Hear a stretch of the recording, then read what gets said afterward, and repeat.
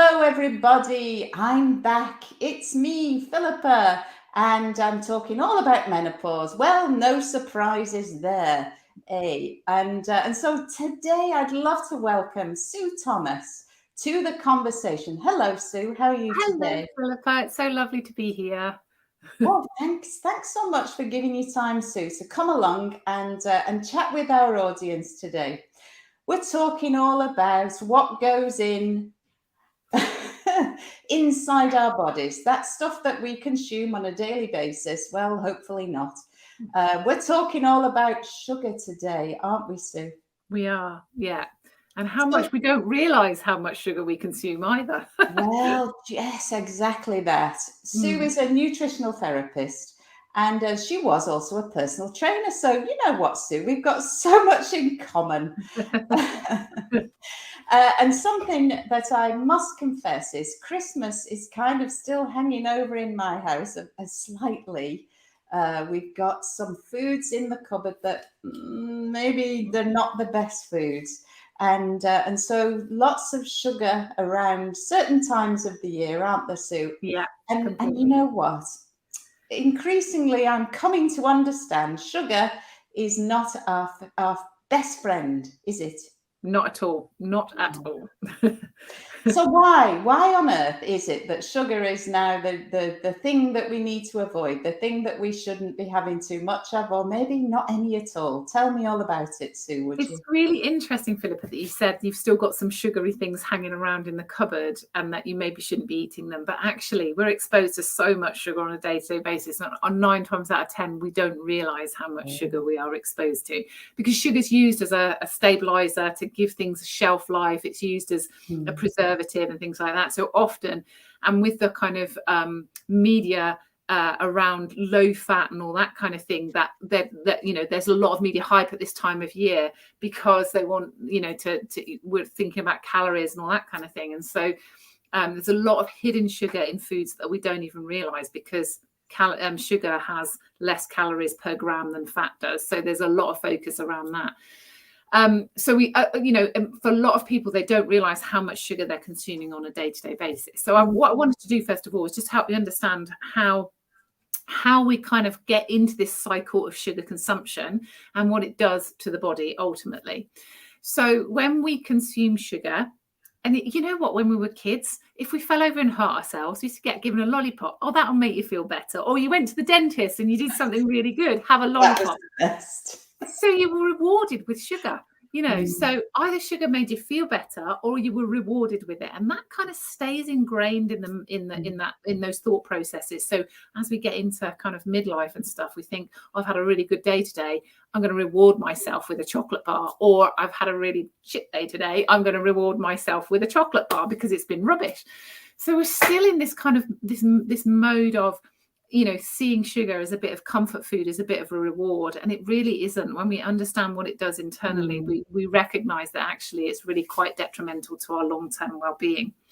So when we consume sugar, what happens is we have a little bit of dopamine that's released. Dopamine is a neurotransmitter that makes us feel good, of course. So that's why we call it a comfort food, because it makes us feel good.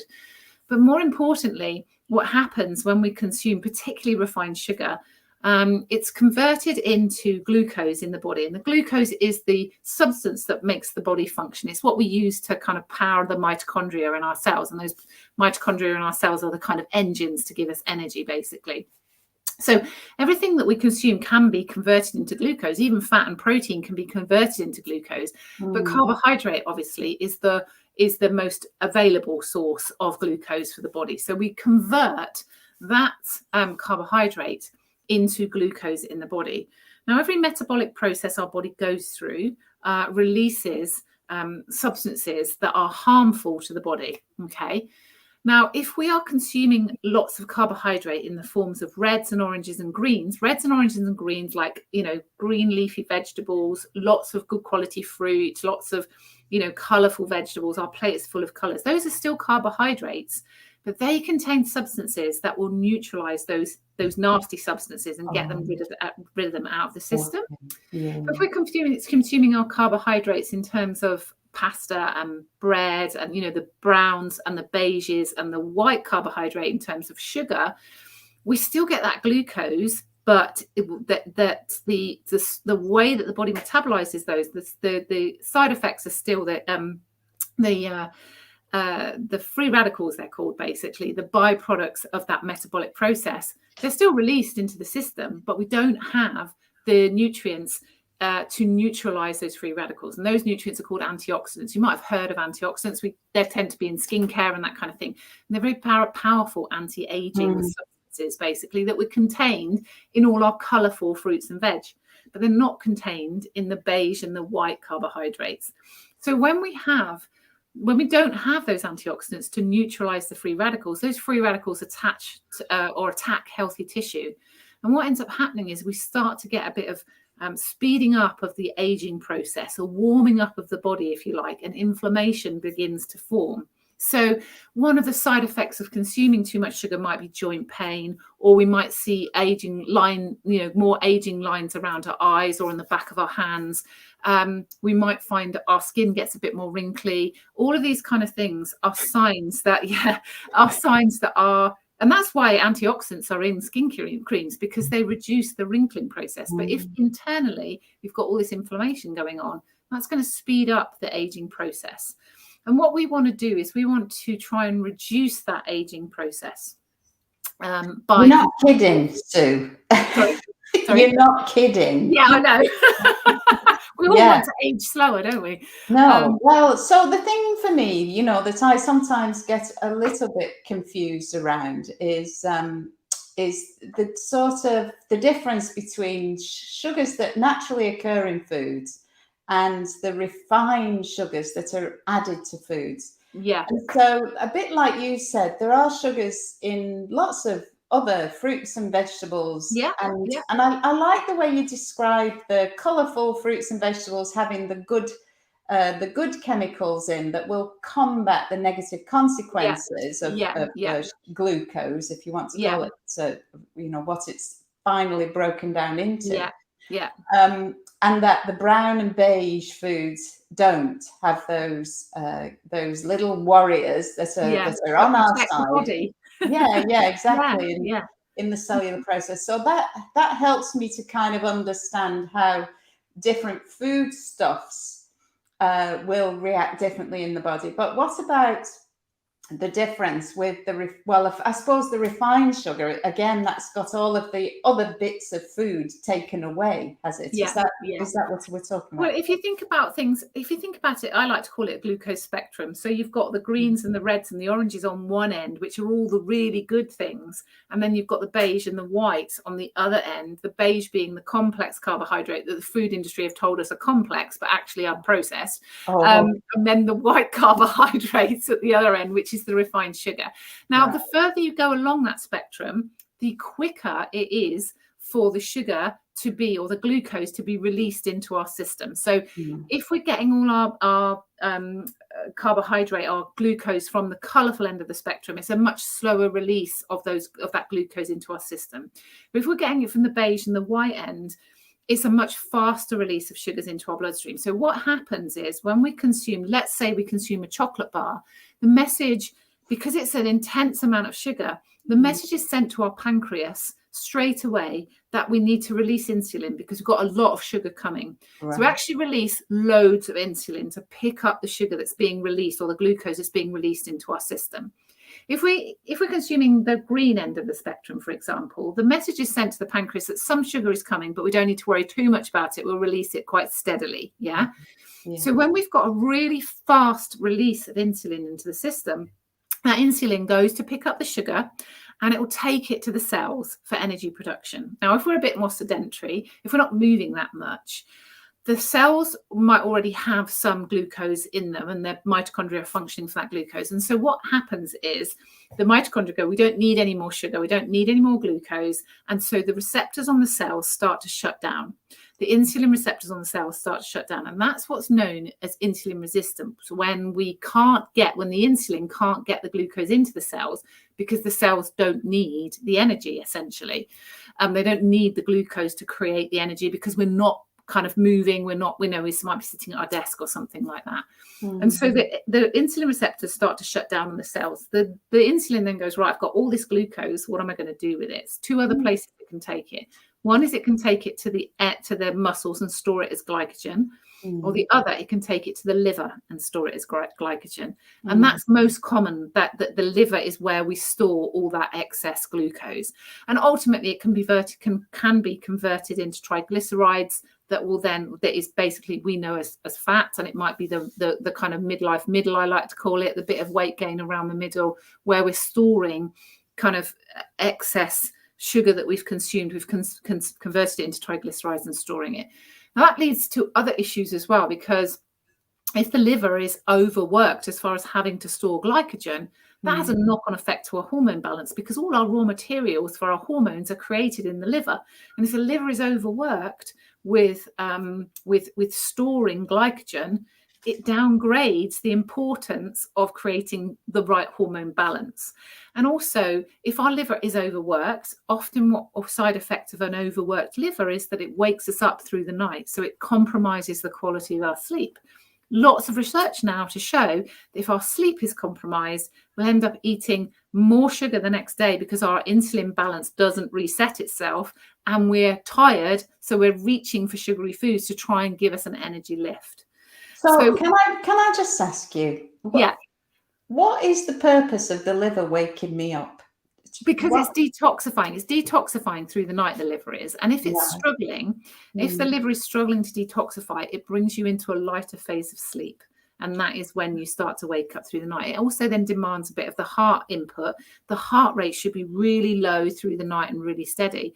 And if the liver can't detoxify effectively, it will demand the heart's input, which starts to raise your metabolism, which will bring you into a lighter phase of sleep and usually wake you up. And then your brain's going, and it's really hard to settle yourself back down again to go back to sleep. Yeah, that is the thing that happens, isn't it? Once you wake up and then the head starts kicking. Yeah. So, well, this is fascinating to me. I know that nighttime waking, can have something to do with, or sugar can have something to do with that. But I wasn't really fully aware of the mechanism for how that is happening. So the thing is that we're giving the liver a job to do that really it could do without. Yes, exactly that. Is that what we're saying? Right. Yeah. We're putting too much pressure on the liver. If we were getting all our glucose from the greens and the reds and the oranges, that metabolic process is much slower. So it releases sugars into the bloodstream much more slowly, or glucose into the bloodstream much more slowly. The amount of insulin we produce then is a much slower amount, a much more steady amount. So we don't have this huge spike in insulin, which goes too high, and then a massive crash. So if we're getting all our sugars from the beige and the white carbohydrates, too much insulin goes into the system, and the sugar can't be used, and then the insulin has to remove the sugar, and that's when it crashes, and you have what we know as perhaps the 10:30 hunger, when you have a biscuit with a cup of coffee, or the 3 p.m. slump, where you've had a spike in insulin and then a crash. And when you have that crash, your brain functions on glucose, and if the brain perceives that glucose has dropped too low in the system because insulin's taken it all away to the liver, your brain says we need to eat something, and we need to eat something quick because glucose has dropped.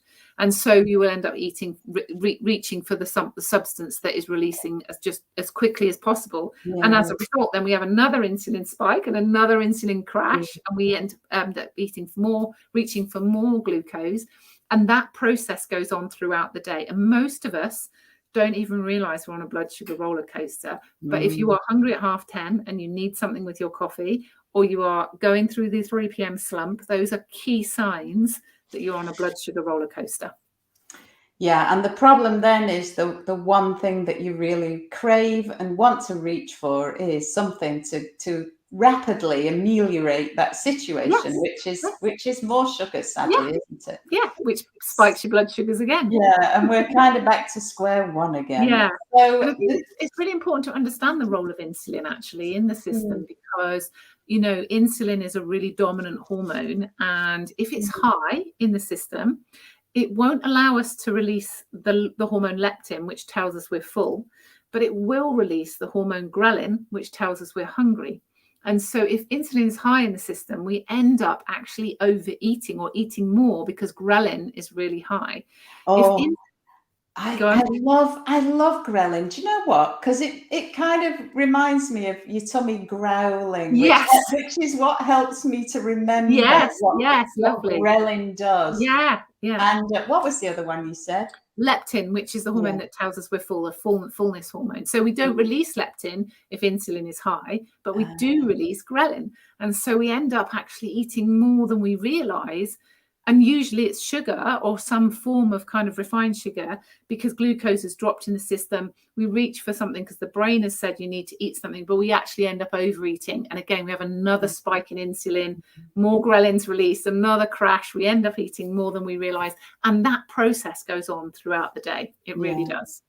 And these are the hormones that drive appetite, as you say, and satiety, or help us to know when to stop. But so tell me how insulin resistance can lead to diabetes. What's that sort of cascade of events look like? So when insulin is high, when insulin is picking up all that extra sugar in the system, so that high level of glucose that's been released quite quickly from the refined sugar, and insulin takes the sugar to the cells for energy production. I already mentioned that if the mitochondria don't need the sugar, the insulin, the receptors on the cells shut down. So that's the first kind of stage of insulin resistance. Then we have a crash in insulin, we reach for more, and we have another spike in insulin, usually a little bit higher than the one before, and then another crash, and then another spike, and so it goes on throughout the day. And insulin gradually rises over time.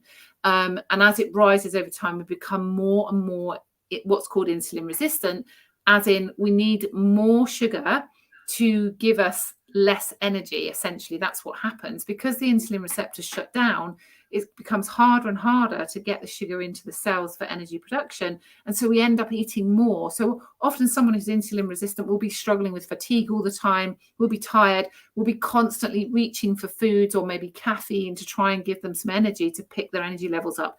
And that is simply because the insulin can't get the glucose into the cells for energy production. And as our insulin rises in the system over this spike and trough over the course of, it can be months and it can be 8 years, but gradually our blood sugars rise and rise and rise.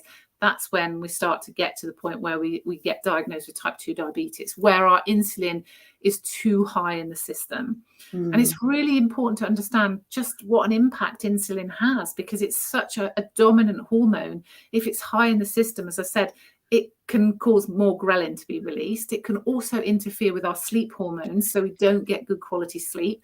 Sleep is such an important, I call it a nutrient, because it's really important to help us function on a day-to-day basis.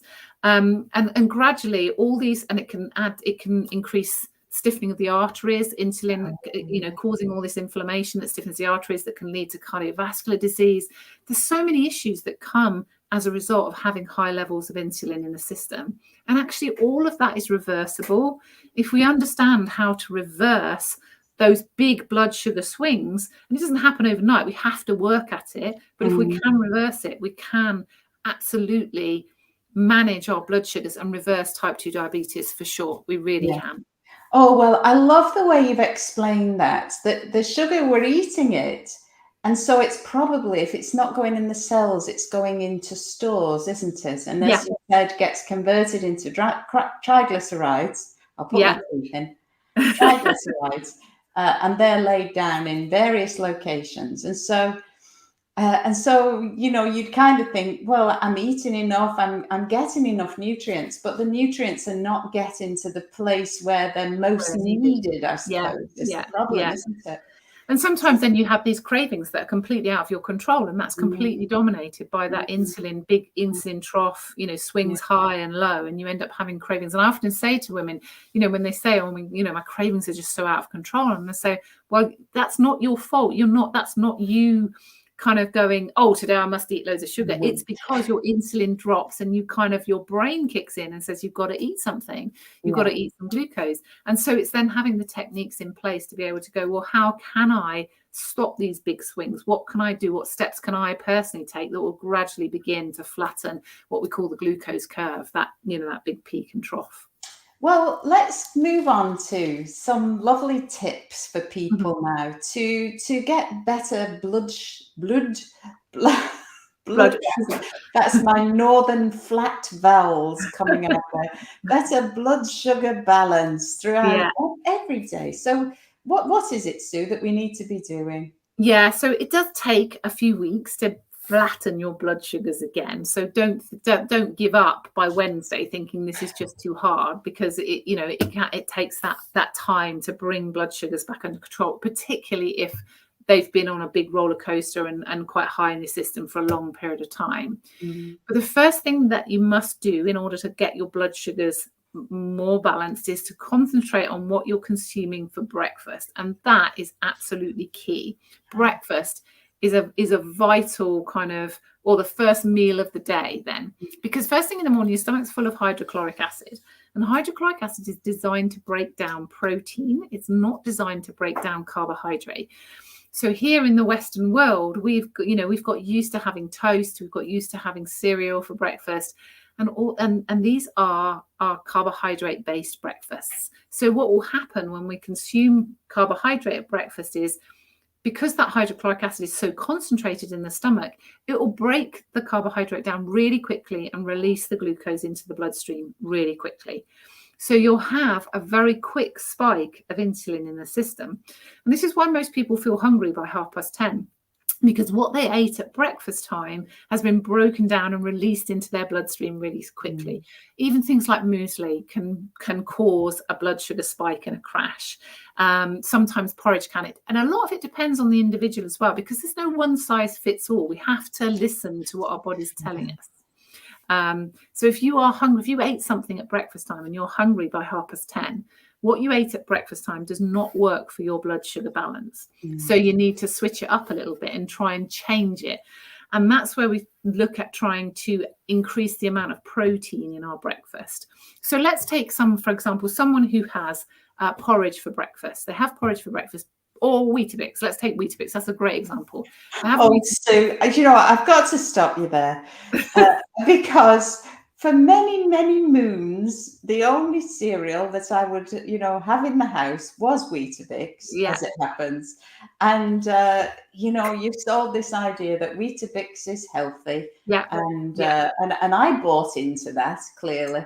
And, the good thing for children, when your children are little, is it kind of goes to a mush. So you can feed it so you can spoon it into them, can't you? Oh, well, anyway, you've got me thinking, but, there's no going back, only going forward. So tell me about Weetabix, would you, for breakfast? So Weetabix is something we've been sold for years, is the slow release carbohydrate and what have you. But most people who have Weetabix, and usually sprinkle a little bit of sugar on the top, because let's face it, it's a bit bland, isn't it? Usually they will be hungry by 10:30. It's very rare that you will find someone who has 2 Weetabix for breakfast with a little bit of sugar and possibly a banana on top that won't be able to get through to lunchtime. Now, you should be able to go through to lunchtime. You should be able to go for the 4.5 hours between your breakfast, or even 5 hours for some people. From breakfast through to lunch. Now, it doesn't necessarily mean to say that you have to eat it. It has to be breakfast time. It needs to be that the first meal of the day should be protein. Okay, so what you would want to do in that situation is, if someone felt really overwhelmed about how could I change that, what could I do that it means I'm eating more protein for breakfast, you'd start really simply with, well, let's keep your Weetabix, but let's put 2 dollops of full-fat Greek yogurt on and sprinkle some seeds and nuts on it, so that we're not putting any sugar on, and maybe some blueberries, for example. And just break that down, and let's start with that. And then gradually we'll go, well, let's take one of those Weetabix out, and let's just have the full-fat Greek yogurt and the seeds and nuts and the blueberries. And then gradually, once they're comfortable with that, then we would remove that last Weetabix. So it's a real step-by-step approach, helping someone to understand how foods make them feel. Some people go, I'm not interested. I just want to go all in and get the right balance, get the right breakfast so that my blood sugar's balanced. But for some people, it feels too overwhelming. And I'm very much about helping people understand that it doesn't have to be overwhelming. We can take it step by step at a pace that works for you, basically. And so what we want to do is focus on how can we get a protein-based breakfast? How can we consume that protein-based breakfast? So that might be, often I'll say to clients, rather than having the 2 Weetabix, have 2 boiled eggs and nothing else, and see how that keeps you full, because boiled eggs are a great protein for breakfast. You could do an omelette, you could do scrambled eggs. They don't actually take that much longer to put 2 Weetabix in a bowl and pour some milk on it, kind of thing. To do scrambled eggs is really quite a quick process. Scrambled eggs will keep you full till lunchtime easily. But then if you could do it with avocado and a couple of cherry tomatoes, that's a great breakfast.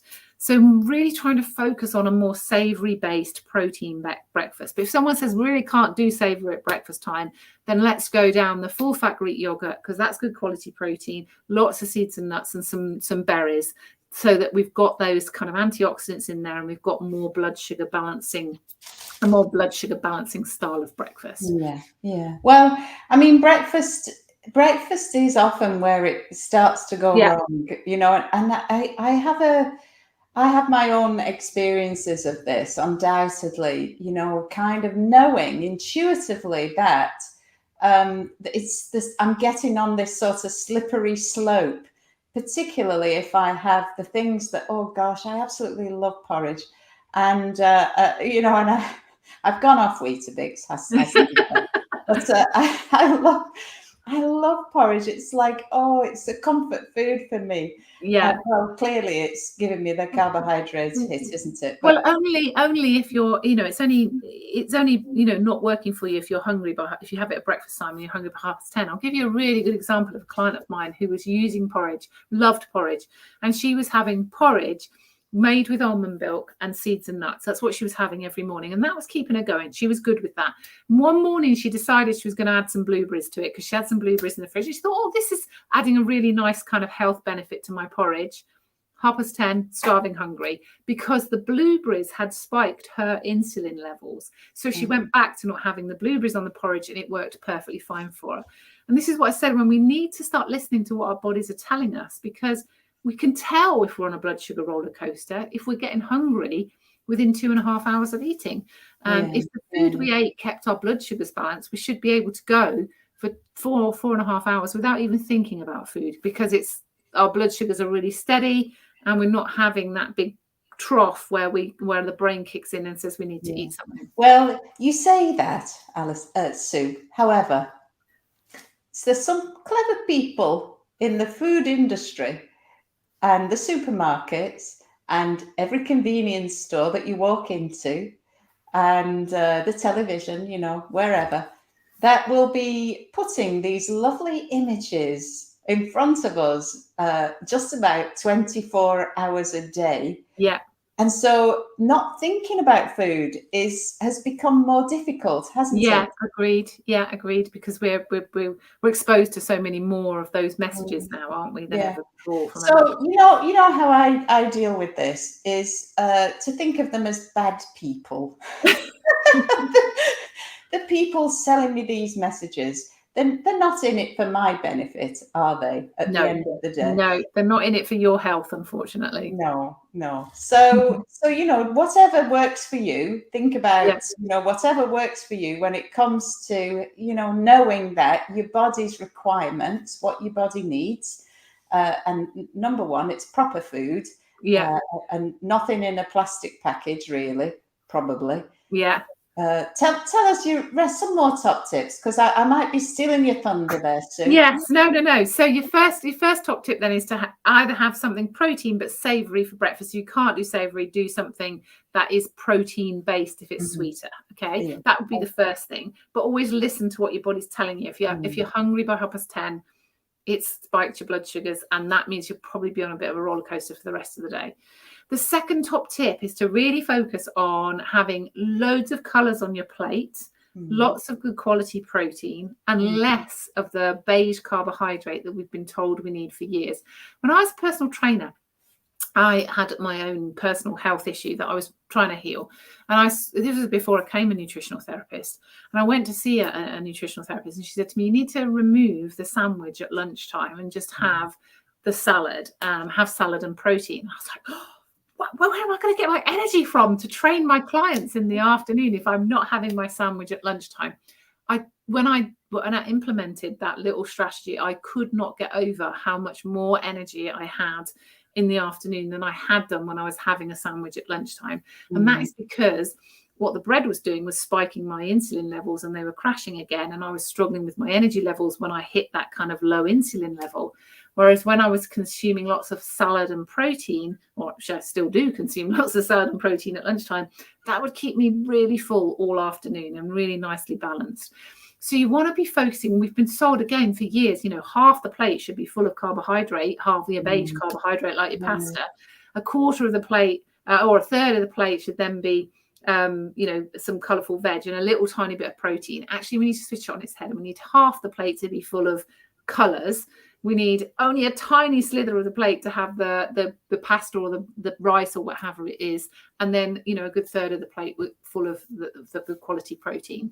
Yeah. So, and then if you eat that food in the right order, this is such an interesting tip as well. If you eat it in the right order, so you eat your fibre first, the fibre acts as a bit of a stomach liner, and then your protein, and then your carbohydrate at the end. It slows the release of the sugars down from the carbohydrates. So you can really get your blood sugars balanced nicely. And I do this with a lot of clients. I have worked with a lot of girls who struggle with polycystic ovaries, which is a big blood sugar imbalance hormone issue.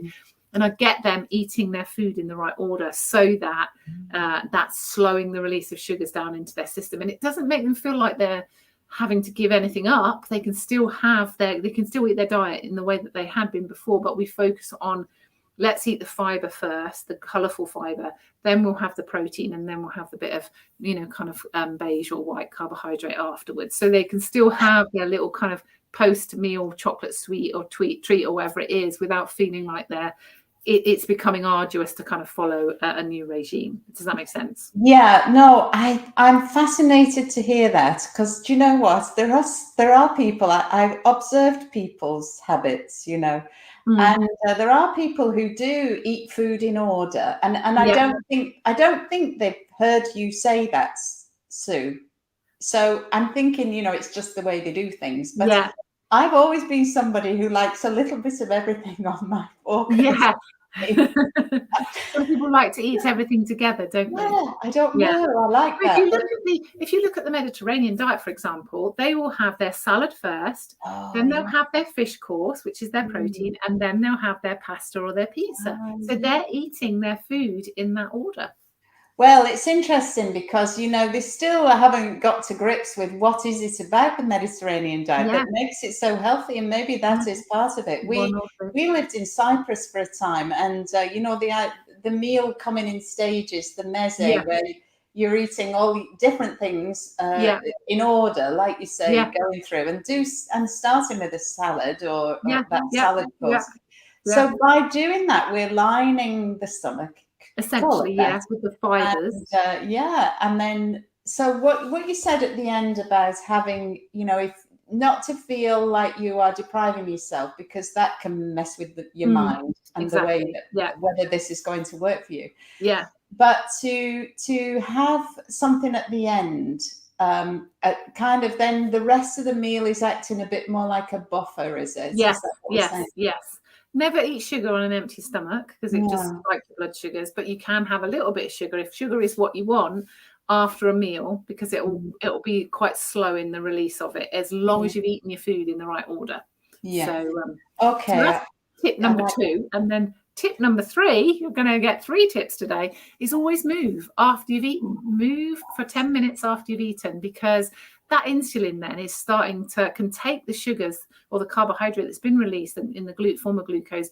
It can take it to the cells, and the mitochondria need the energy. So you start to get the insulin starts to be able to access the mitochondria again and deposit the glucose into the cells. So even just walking up and down the stairs 5 or 6 times, take a walk around the garden after you've eaten, that kind of thing really makes a difference to blood sugar balance. It really does. And it can really help to just avoid that big spike and that crash. It can just really keep your blood sugars balanced through the course of the day. So 3 really simple things everybody could do. You know, 1 is to have a savoury breakfast or protein for breakfast. 2 is to try and eat your food in the right order. Make sure you get your colours first, your protein, and then your bit of carbohydrate afterwards. And the 3rd is just to move for 10 minutes after you've eaten, and that will really help to. And you could do those, if you do those things every mealtime. If you're someone who has high blood sugars, you know, insulin resistance or type 2 diabetes, you can begin to bring that under control and begin to reverse it with just those 3 simple tips. I'm absolutely blown away by this. That's absolutely brilliant. It's definitely what the moving after meals is definitely something that I do. And you know, the other thing that I sort of think about that is if you knew that you were going to do something after eating, you might be less inclined to overeat in actual fact. Yeah. So I teach yoga and Pilates, as you know, and tonight I will be teaching at 7:15 p.m. And I will have to eat beforehand because afterwards it's just too late and too close to bedtime, and you know, all of that. And yet, so I know I've got to do yoga, and the last thing I would want is to do it feeling full up to here, you know. So I think, you know, that's another consideration as well. But moving after meals, there's no doubt that it improves the digestive processes. Yeah, totally. If we just take a stroll after dinner, and I know it's more fun in the summer, but if you can, you know, get the layers on, and I mean, you can run up and down the stairs, as you say.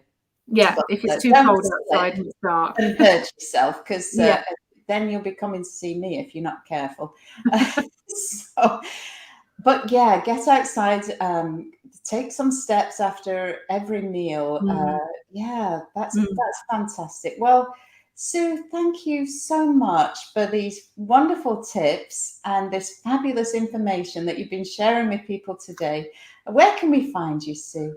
You can go to my website, suethomaswellbeing.co.uk, or the easiest place to go is thessugarfreecoach.com, which will take you to that website. It's a redirect.